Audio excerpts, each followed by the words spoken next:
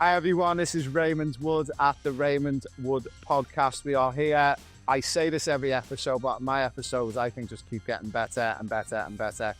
We've got someone on who I've known for a couple of years now, a guy called Lockie. I met Lockie in one of my local gyms in Brisbane, and he's been a huge inspiration over the years. And what we're about to share with you on this podcast will absolutely blow your mind. I wanted to make sure this podcast happens, and you're probably wondering why I am not in my studio and why Lockie's in my studio. I've just flown back from Hawaii, and we got stranded in Sydney because of bad weather. So I've decided we want to make this episode happen. So, Lockie, a big welcome from me in Sydney at my makeshift studio, and you're in my studio in Brisbane. How are you? Ray, it's so good to be on here, mate. And thanks for the kind words. I'd have to say, as I was just saying to you a moment ago, very inspirational to have seen the leaps and bounds that you've just progressed in and the impact that you're having in your space. And it's great to be on here. I can confirm these couches are as comfy as they look as well. So I'm glad I get to be here and I'm not in the airport. Yeah, I'm just gutted not to be there with you today, but the universe has a mysterious way for doing things, and for some reason, I'm a big believer in that. And the funny thing was, I bumped into a young boy and his dad today in the hotel where I am. And story short, we've basically just opened up a huge opportunity in Chicago in the USA for about 200 Amazing. players. So the universe has chosen me to be here today and not in Brisbane, and I think we know why. That's amazing, mate. It is good when you can take I guess, what would be a setback for most to turn that into an opportunity and just roll with it.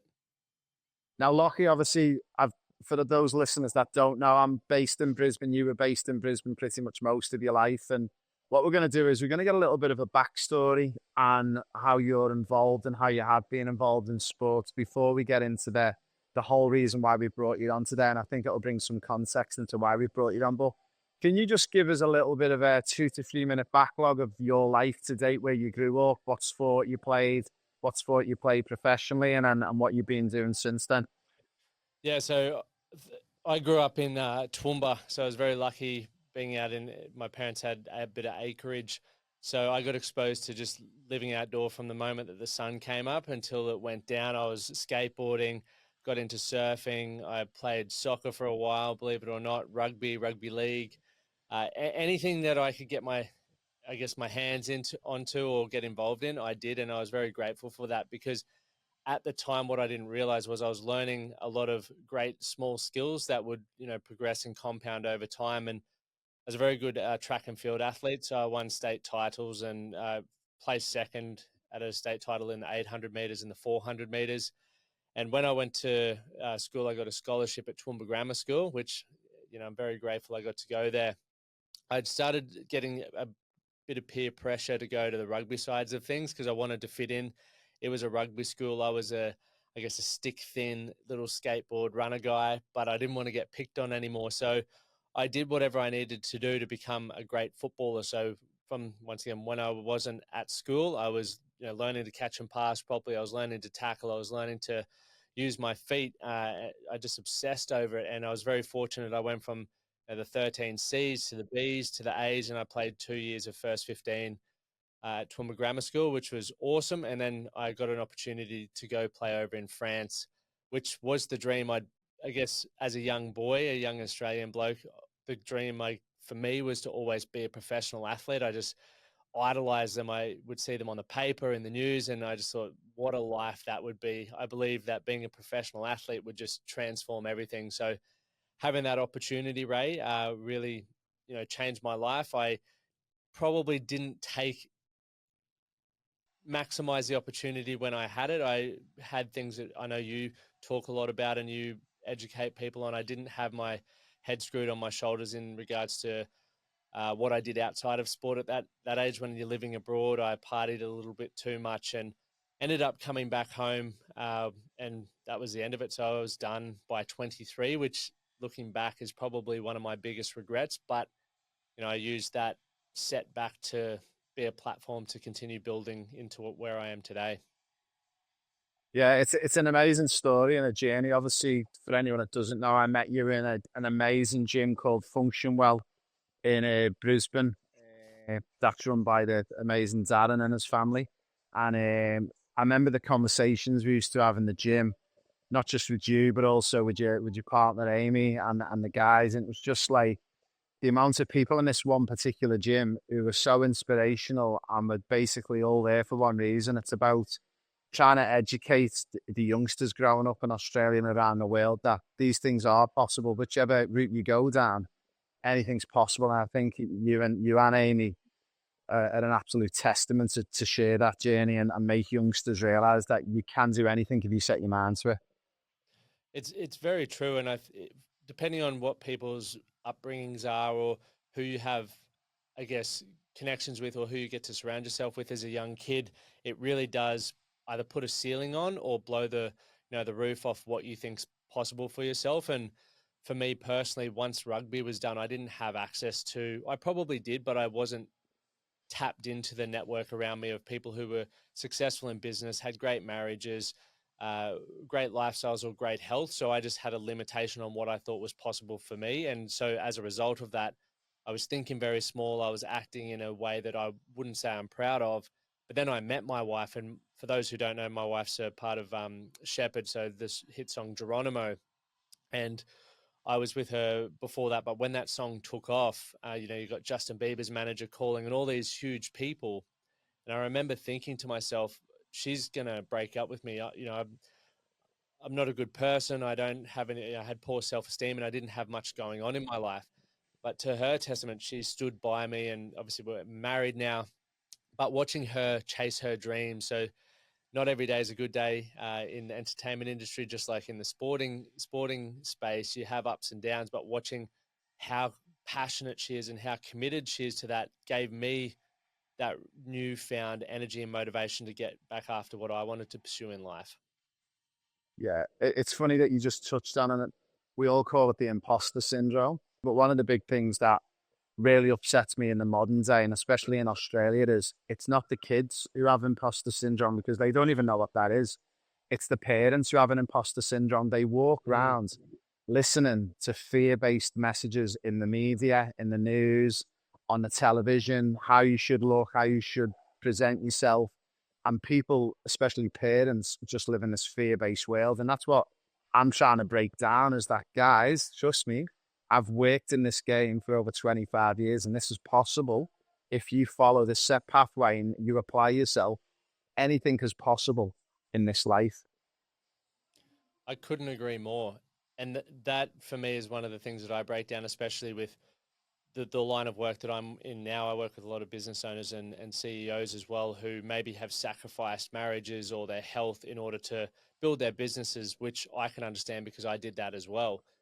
But looking at that, I remember, working in mental health and looking at why people wanted to escape. So just quickly touching, it's obviously, Men's Health Month this month with Movember.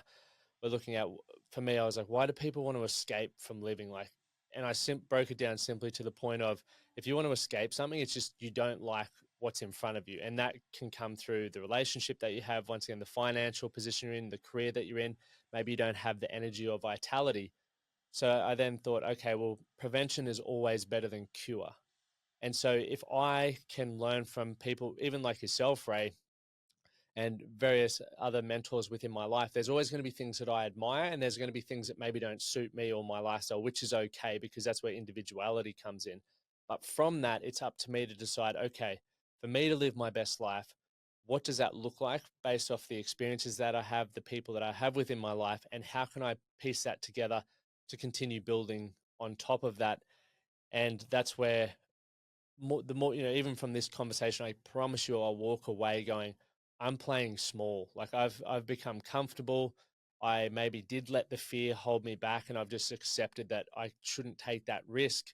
But then from here I'll go, okay, actually Ray said something that challenged a limiting belief that I had, that now I'm going to go pick up the phone, or I'm going to take that extra risk to continue building my life forward. My wife and I packed up our whole life in Brisbane, where we had great careers in Australia.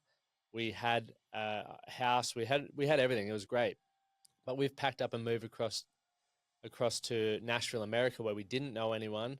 We spent a lot of money moving over there, and we're starting from scratch again. We don't have a reputation, we don't have a network, And it's daunting, but it's also knowing that when I'm 95, Ray, I want to look back on my life, one with some great stories to tell and adventures, but I also want to be sitting there going, I just gave it a red hot crack and I did whatever I possibly could to, be the best version of myself and create the best life for myself.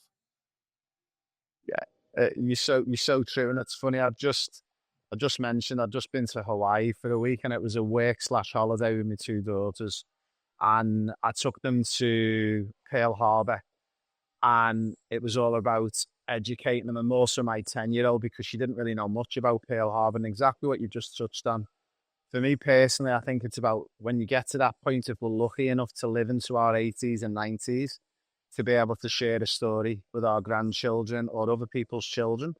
And I look back, some of my most influential people in my life was one of them was my grandfather, and the stories that he used to share with us. And although it wasn't a good period of time, he was in World War II, but some of the stories he told us and the friendships he made in the war and some of his army buddies. And I look back and think it's all about stories, about living the dream, and about just pushing your boundaries. And I think that's something that I think we all need to do. And I know for my two daughters, just having spent a week with them again on a holiday and going to places like Pearl Harbor and telling good stories, but also learning from past mistakes. Like, you've spoken about some of the issues you had in your early 20s, and I was no different. I've spoken openly to you that, in my 20s and 30s, it was a bit of a blur, because you just live this life and you want to go out and have a beer with your friends. Alcohol runs away with itself. And then all of a sudden you look back and you go, where's the last 20 years ago? And I'll tell you where it's gone. It's been sat in the pub every weekend, pouring it down my throat instead of actually making the most of life. And it blows my mind. And once again, I always catch myself saying things like, I don't understand how people can just sit in the pub and do that. But that was also me. And it's obviously a massive shift in my identity around what I find valuable and what I believe adds great experiences to my life and what I want to be doing. So when you just said that there, I'm like, man, I wasted a number of years. I believe I wasted my best years athletically because of booze, because I wanted to fit in. And then I would, developed that habit, but it also became a vice when I felt uncomfortable socially. I'm socially a bit of an anxious person, but I don't let that hold me back anymore. But back in the day, I'd be like, right, let's grab a beer or a whiskey to just have that social lubricant. And then the social lubricant goes from one beer or one whiskey to 10. And then I'm out till, 5 a.m. and I wake up going, shit, what have I done? Who do I need to apologize to? This day's wasted. And it's really hard to build positive momentum when you're always starting 3 steps behind the blocks. Yeah, definitely. Now we're going to go to our first break, but guys, when we get back after the advertisement break, we're going to touch on a little bit about what Lockie just spoke about, and that was about playing things big and not playing things small and leaving change on the table. So guys, watch this ad, and me and Lockie will be back with you in the next 60 seconds. Would you one day like to be a professional football player? Would you like to be part of our Pro Player Pathway? What is the Pro Player Pathway? It's an opportunity for all Australian football players aged between 10 and 23 who want to join us to become the next professional football player. On the Pro Player Pathway, you get to join me and my team free of charge to an event all around Australia. When you join me, we're going to teach you the secrets of football in Europe. And one day, maybe, you could be gracing the Champions League final. Guys, over the next 12 months, we're going to be coming around all the major cities of Australia. And when we come around all the major cities, we're going to be running our free events everywhere we go. So guys, what have you got to lose? Nothing. It's a free event. It's for boys and girls aged 10 to 23. And I'm going to teach you the secrets of becoming a top European football player. Oh, and one final thing. We're going to be giving away 20 scholarships to join me on this program of a lifetime. Hi everyone, this is Raymond Wood. We're back with our next episode. Now we've just been speaking with Lockie in the first segment. We're back for our second segment. Hopefully you've enjoyed the advertisement. Now Lockie, we've just spoken about playing things big, not leaving change on the table. Now what we're about to touch on, I know for a fact there's going to be a lot of mums and dads out there, not so much the junior players who follow my podcast, but more so from the adults. They're going to not believe that this is possible. And I'm going to touch on this a little bit. So about 4 or 5 years ago, I decided to go down a journey of running, and I read a book by a guy called David Goggins. Now, if you would have said to me it was possible for me at the time to run a 10K, I would have said not a chance. Now, after reading this book called Can't Hurt Me, I then downloaded the audio book, and we'll touch on it a little bit later on, but I've just been very fortunate to be on a national tour with David Goggins, and most people on the planet know who David is now. Roll on 12, 18 months later after first reading this book, not only did I run my first 5K, then a 10K, then I was doing 70 to 80K training weeks. I then completed my first 4 to 5 marathons. I then went on to run an ultra marathon of 65 kilometers. And talk about trying to be positive when you're in the bottom of your lows. I was 61 Ks into a 65K race to be told there's a bushfire. We've now got to turn back, and we've got to run 11 Ks backwards back to the last checkpoint. So I think I completed my first long ultra marathon was about 74 Ks. Now, the point I'm getting to with this is no one would have believed me that that is possible. And what I'm about to share with you with Lockie, and the reason why Lockie's coming on, because Lockie, I want you to tell everyone a little bit.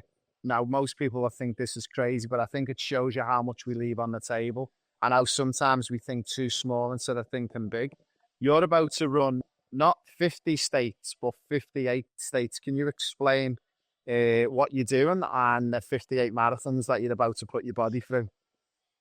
Yeah, it is one of those things that is hard to explain and help people comprehend. But for me, it's just been something that I've been working on for the last sort of 12 weeks, not to this specifically, but every year it gets a little bit bigger as I push my own limitations. So running 58 marathons in 58 days across all 50 states of America and all 8 states and territories of Australia. So we're kicking off in Alaska in winter. So all of America will be winter. So we're going to be hitting, sub-zero, minus 15 degrees and blizzards and snowstorms and all of that sort of stuff, to then crossing over the time zone where I'll be running 3 marathons in the space of about 30 hours to land in Australia, where it's obviously going to be March by then. And we're probably going to get those nice humid conditions in Darwin and in Perth and back in Brisbane as well. And hopefully not, but I'm more than likely going to hit over 30 degrees Celsius there. So we're looking at it as, I look at it as like the marathon of life, Ray. I was on a podcast with the Iron Cowboy, if anyone's familiar with him. He's a gentleman who did 50 Ironmen in 50 days across 50 states. And then just after COVID, he did 101 Ironman in 101 days. And just for context, that is 3.8 kilometers swim, 180 kilometer ride, and a marathon to finish for 100 days straight. And I asked him on the podcast, I said, James, of those, they're both ridiculous, obviously, but which did you find more challenging? And he said, Lockie, the 50 Ironman in 50 days across 50 states, because of the logistics, like trying to travel, make sure that you made it to the next state within the allocated time limit. And you're dealing with, there's so many logistical things that can go wrong. And I was sitting there and he was telling me how he raised so many funds for a charity that he was passionate about. It was also something that he wanted to do personally. And I was sitting there, Ray, in America, and I've always doubted myself. My whole life, I've sabotaged myself because of doubt. I don't believe I should be in the position that I'm in, and I've always found a way to ruin that, whether it's through alcohol, through lying, cheating, manipulating, whatever it has been. And as I've gotten older, I've become a lot more responsible. I've started to develop a better relationship with myself, and I have a really great network of people around me. So I got off that call and I said, okay, I want to do something like that, but bigger with a twist. And that's where the winter came in. That's where bringing Australia back into it to cross the time zones came in. And I turned to my brother-in-law. I was like, what do you reckon about this? He's like, I'm in. That'll be awesome. I asked my wife a couple of days later, and Amy's like, nah, no chance. That's ridiculous. And then I called up a buddy of mine, Matt Lancashire from Brisbane here. And he's like, mate, you've got to do that. I'm in. Whatever you want to do, let's do it. So I went back to my wife again. I was like, look, Amy, I've got a team building where we could do this. And she's like, all right, get it out of your system, go do it. And that sort of put the wheels in motion and the excitement built. And for me, one of the things that I believe I'm put here to do, Ray, is I believe I'm athletically gifted. I believe I can inspire people to get more out of themselves by doing challenging things, maybe similar to David Goggins, but in my own way.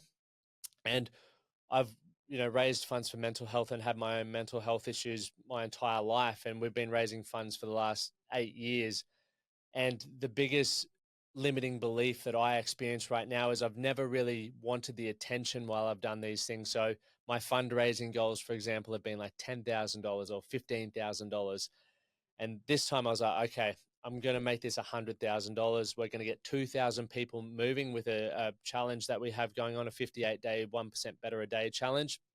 And that's going to be what I believe is like a benchmark of success. So not only will I get to push myself and experience that marathon of life where the first, even now, is like that excitement zone when you set a goal or you commit to a dream where you think, oh, I could be doing something really amazing here. It's exciting. And then I'm sure I'm going to experience it probably on day 3 or 4 where the reality of it kicks in.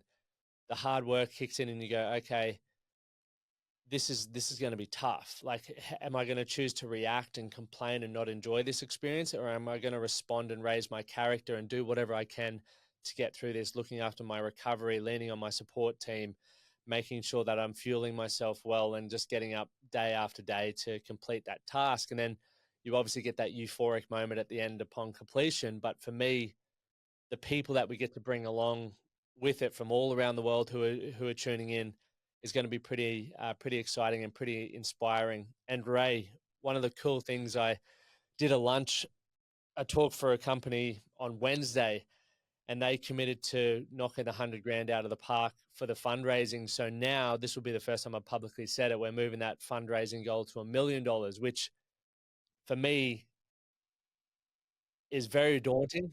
It's a lot of responsibility, but it's also, I have this opportunity to sink or swim, and I choose, I don't like sinking. So I want to swim and I want to step up and become the individual who can burden that responsibility and help impact more people with positive mental health and inspiration. Yeah, that goal is phenomenal. It was funny when I first seen your target of $100,000, and it was funny how I've realised when I look in the mirror every day how I've changed as a person, because I seen your goal as $100,000 at first, and I'm like, why is he leaving it so small? And the first thing in my head, I've gone $10 million. So when you've said $1 million, I'm like, Lockie, seriously, mate, I am telling you now, not only will you get our support, you're going to get the whole planet's support, mate. So can we go for 10 million? Mate, this is why I love being around people like you, because you stretch people to grow. And I can tell everyone right now, my hands are sweating thinking about that, because to me it seems so far out of reach, but it also is something that I believe we could strive towards. If I want to be honest, I reckon we could do 2 million. 10 million to me scares the absolute bejeebers out of me. Absolute bejeebers out of me. But hey, anyone listening, if you think we can do 10 million, let's do it.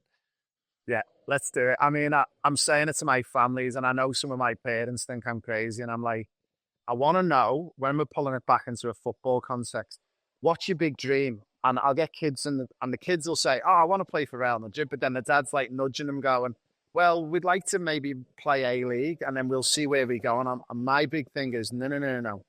My granddad used to always have a saying. He said to me, and he used to have biscuits in his cupboard. And he was quite smart, my granddad, because he'd have the plain biscuits within reach, but the chocolate biscuits were up high, and he was 6'5", so only he could reach them. And he used to say to us, Ray, if you only ever aim for the plain digestives, the best case scenario, you can get to the plain digestives. He said, but if you work out a way to aim for the chocolate digestives in the next shelf, or you mightn't always get a chocolate digestive, but you're always going to be guaranteed a plain digestive. Where if you only ever aim for the plain digestive, you might not get that plain digestive. So, Lockie, we're aiming for 10 million.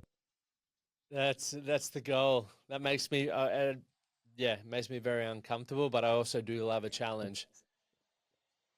Now, we're going to talk about your 58 states, and let's talk about like the US first. So you're kicking off in Alaska, and then you're going to move your way around. I've had a look at your map and where you're going.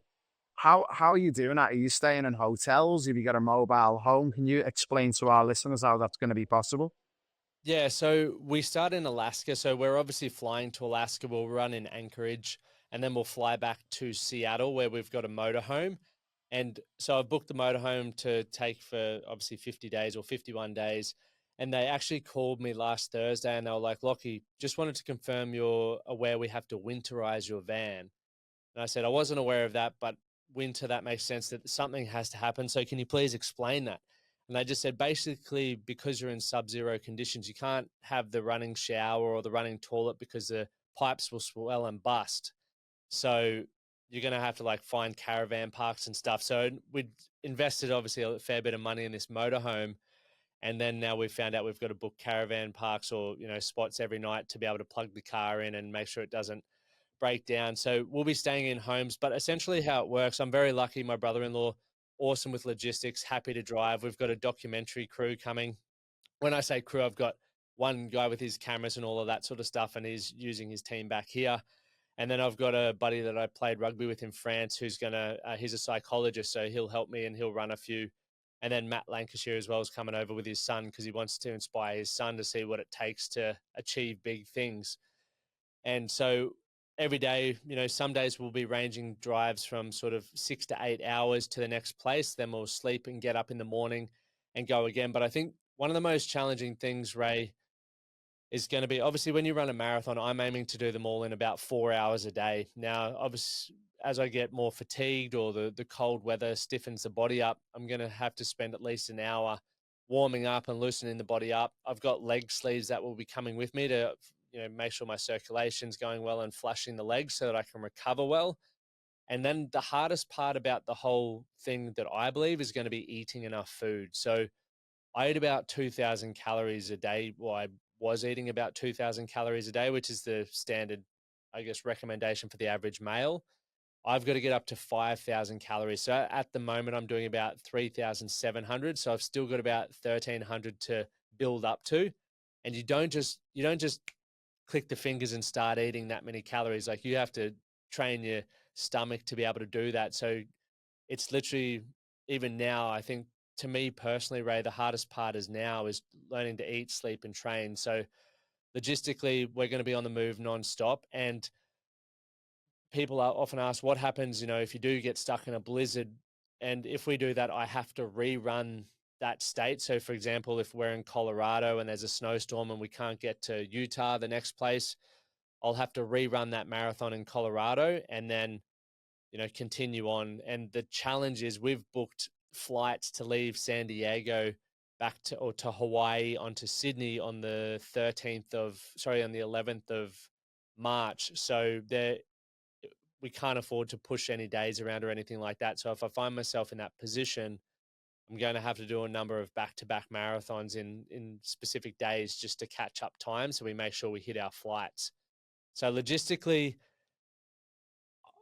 I'm nervous because we don't have much margin for error because in order to meet the time zones and to make it every consecutive day, we have to abide by those rules and we have to make sure that we get to every state. So that's how that's going to be happening. I am very lucky. I'll be sitting in the back on my bed, sleeping, probably listening to some podcasts or chilling out. And my awesome team will be making sure that, we're making headway. And we're very lucky as well. LSKD is a major sponsor and they're going to be putting on events all around America for us. So they're going to have these things called activations. So, you know me, Ray, I love being around people, but I'm also someone that my energy gets drained a lot being around people. So it's a big effort to show up and be happy and chirpy. And obviously throw on top of that a couple of marathons, I'm going to be quite drained. And then I'm going to be rolling into Chicago or rolling into New York, for example. And there's going to be, hundreds of people or however many people there that want to be part of it, want to run and do all of that sort of media stuff. And so for me, that's going to be challenging as well, but also something that I'm very grateful for because I get to meet people from all around the world. I'll get to hear people's stories while we're running. And, I'll also get to have that positive impact on people's mental health because I do believe if you want to feel better, you start moving better. And we get people out, we get them into communities. And that's, to me, what I'm very excited about. Yeah, it's super exciting, and I'm just so happy to be able through our network to share this message because again, one of the big things we're always trying to do is convince more so mums and dads that anything's possible in this world. And I think if we can inspire one family and one player, it's gonna be a big thing. And I've got no doubt, Lockie, that when you start your journey and when you finish it, I think you're gonna look back yourself and think, oh my word, how did I get through those particular days, blizzards, snowstorms? But I think the fact that you're documenting it all to show people as well that things aren't easy, things are hard, and there's always going to be hurdles. But with a good Mm. support team and a network around you, anything's possible. Now, guys, we're just going to go to our final ad break, and when we come back, we are going to be touching on a little bit about Lockie and his support crew, about some of the hurdles he's going to face, but also then about once he comes back into Australia for the last 8 marathons and what that's going to feel like. So watch this space, guys. We're just going to go to our final ad break and we'll be back with me, Raymond Wood, and Lockie for our final part of this amazing podcast. Hey everyone, we are coming around every major city in Australia over the next 12 months. We have got free objective football testing going on, guys. It's for boys and girls aged 10 all the way through to 18 years of age. The objective testing is quite simple. We'll put you through our 6 tests and it'll give you your results, physical, technical and tactical. And also, we're going to choose 16 winners to join us on an all expenses paid trip to Europe in 2024 and also 2025. Guys, what have you got to lose? Nothing. It's free to sign up. You get free objective testing and you'll get a free feedback and maybe you'll be joining me at the Santiago Bernabeu in 2024 or 25. Hi everyone, it's Raymond Wood. We are back with Lockie and for our final segment of this amazing podcast. Now, Lockie, we just spoke about the trials, tribulations, the weather that you're going to be up against. So if anyone wants to support this, obviously we'll share all the links in our show notes, but are you open to people joining you on any of the marathons, or is it a closed thing? Do you prefer your own space and just focus on you? What's the goal with that? If people reach out to you and want to come and run with you in one of the marathons, what's the rules around it? So we will have it open. So on the website, you can just head to mentalawarenessfoundation.org and you'll see the 58 to 58 challenge.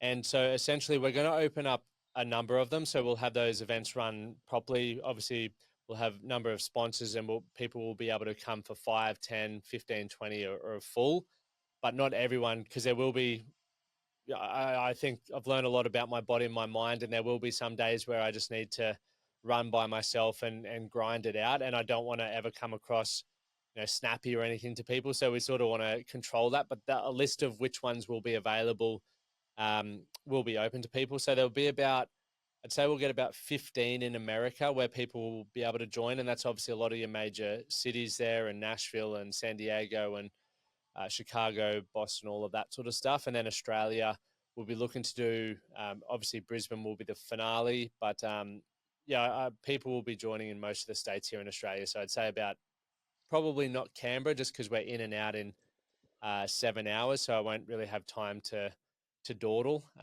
So that'll be the go with that one.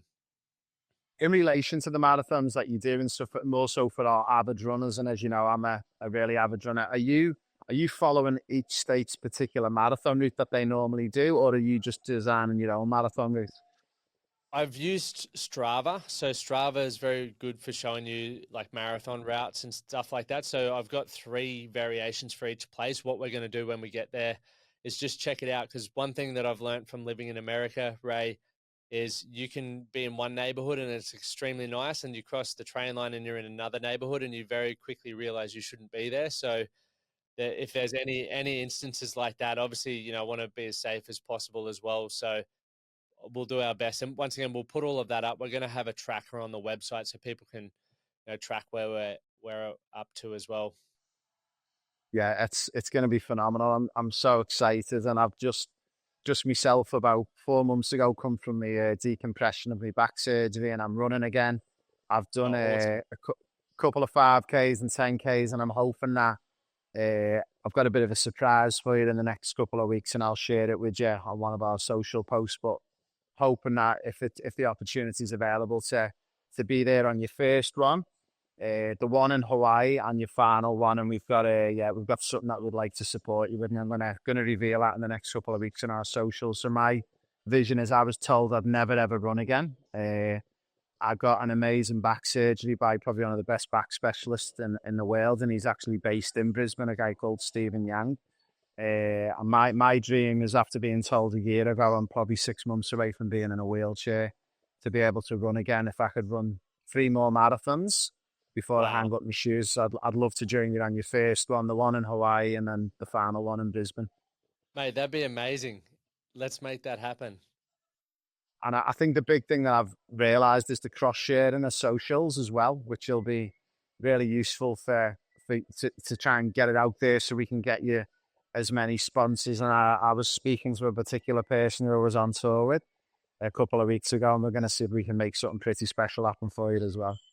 Oh, mate, appreciate that. And I just want to also touch on that for you. Like, if you think about the position you were in 6 months ago, where people were saying you're down and out and you might be in a wheelchair and never running again, and the fact that you didn't take that as gospel and you went and sought other advice, and here you are looking to run 3 more marathons, I think it's a very important lesson that I hope lands with a lot of people, because there's been people that have doubted me, people who have told me that certain things could never happen.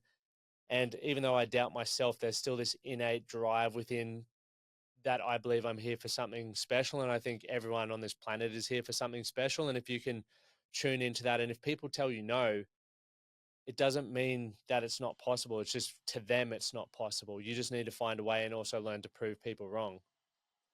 It is, and that's one of the scary things. That's that exact message I want to get out to people. I mean, I was told 12 months ago by a GP that I had a condition called spinal stenosis. I had arthritis all through my lower back, and I was pretty much told that basically I've just got to make myself as comfortable as possible. And within the next 12 to 18 months, because of the severity and the pain I was in, I was heading towards that wheelchair. There was no options open to me. The only other option he said you could do is to fuse your back together. Now, if anyone who's had that operation done, that's probably an operation you don't want to get done, is fusing your back together, for many reasons. And I'm so glad I didn't listen. I went and looked at other areas of advice, and actually one of them was someone within Function Well Gym, was actually Darren, who I spoke to, because he's had similar back problems himself. And I went and seen this specialist, and he made me aware, we're all getting old and this is what happens to your body. He said, but can you get this fixed and can you be running again? He said, you've got about a 60% chance. He said, and if you trust in me, I'll give it a go. And roll on 16 or 15 weeks later, post-surgery, I've done 10 or 11 5K runs, and I'll be honest, I've never felt this good. And the scary thing was, if I would have took that GP's advice, I'd be basically eyeing up a wheelchair in the next 6 months, and that's where I was going. I was in that much pain.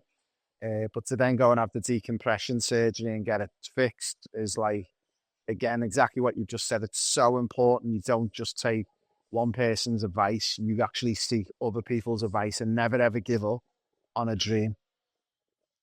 Mate, it's inspirational, and that's what I love. And I think, to circle back to my point at the beginning of this, and I think another thing that people could take away from it, even just being around yourself, or people that I get to hang around, or even some people who maybe hang around with me, just being in proximity of people who are pushing the boundaries and who are doing things that you want to do, it's only going to elevate you. You're going to learn, if we look at success, it's very easy to jump on ChatGPT or Google and say, how do I get to this position? But it's not until you get around the people who are actually doing it that you learn the things that you really need to get there. Because a framework's beautiful, but if you're hanging around with Ray, he's going to tell you so many things that you won't find on the internet in order to help those 1% improvements. And the 1% is what we're looking for. Much like many of the people I work with, or the people that I have mentor me, I pick up things from them, and I'm just like, I can't believe that I never knew that. Like, that was nowhere. And you just observe how people think, act, and behave in their daily life, and they're the nuggets of wisdom that we need. Yeah, 100%. Now, look, we could go on. I could sit here for 2-3 hours talking about this, but we've got about 5 minutes to go. But one of the things I wanted to ask you as well, for our listeners, Lockie, is, have you actually researched, has anyone ever done this before? Has anyone ever done 58 marathons in 58 states? Not in 58 states, no. So I'll be the first person to do it. And I think I'm also the first person to do just the 50 states of America in winter. So there has been, I think we're up to, and also in consecutive days, I think there's 4 people who have ever done the 50 states of America in 50 days consecutively. No one's ever done it in winter, and no one's ever done 58 states in 58 consecutive days across 2 countries. So that'll be a world first. Unless That's if there amazing. is anyone out there who has that isn't on the internet that I could find anywhere, please let me know. But as far as I'm aware, no. Now, I love the point you made before about Amy saying, look, if you're going to do it, just get it out your system now and do it. But I've got a sneaky feeling knowing you and exactly what Amy's probably thinking. She's probably thinking, have I started something here? Because what's going to be next? Every country in Europe. Mate, well, isn't it just a great way to see the world, though, right? I just think, Yeah. and it's funny because I think 2 nights ago I was laying there with Amy and I was like, so think about this for the next one. If we have like kids, we'll be able to get a motorhome and they'll get to see America. She's like, Lockie, no, you said this was the last one. I was like, okay, we'll discuss that in a couple of years then. I think she started something here by agreeing, so I Yeah. think she's going to be in trouble. I agree.